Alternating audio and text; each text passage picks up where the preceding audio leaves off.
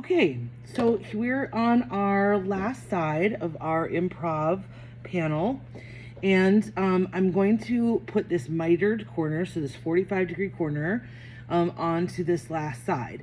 But that requires me to do a Y seam, which is a seam that meets in where three seams meet at a junction instead of two.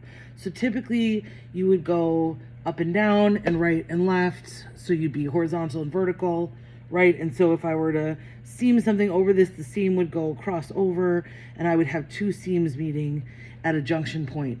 But with this technique, you actually have three seams meeting at a junction point. So what I want to do is I want to mark my 1/4 inch seam, which I've done on the back side of the ultimate, where I'm going to do ultimately the seam. I put my 1/4 inch mark there. And then I'm going to line up my 45, so my mitered corner here. And I put another mark 40 or a 1/4 inch away from the end seam there on the side that I'm going to sew it.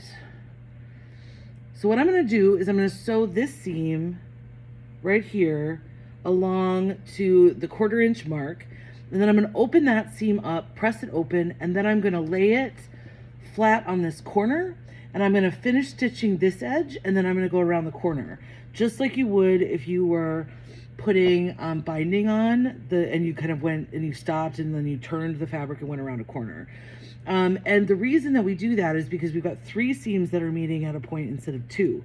So it's called a Y seam, right? Because if you draw a Y, you've got those 3 points meeting together. And it's not a technique that I love, frankly, and not one that I'm very good at, to be honest. Mine usually like buckle or pucker in weird ways. So I try to do it very slowly.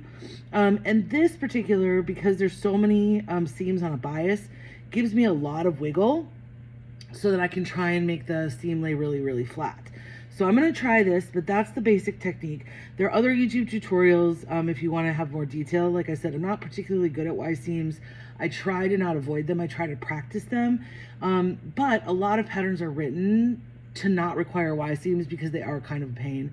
And they do require a lot, like, they kind of require you to stop what you're doing and think a little bit, which when I'm doing an improv project like this and kind of going slow and doing it like at my own pace is totally fine. So so this one I wanted, because I had the angles in the border, I wanted to do Y seams. You can see here's one of my Y seams on the corner here, where you've got this seam, and this seam, the Y, all meeting together. So that's what we're going to do here. So we have two more of these to go, and then we'll have the whole border around the panel.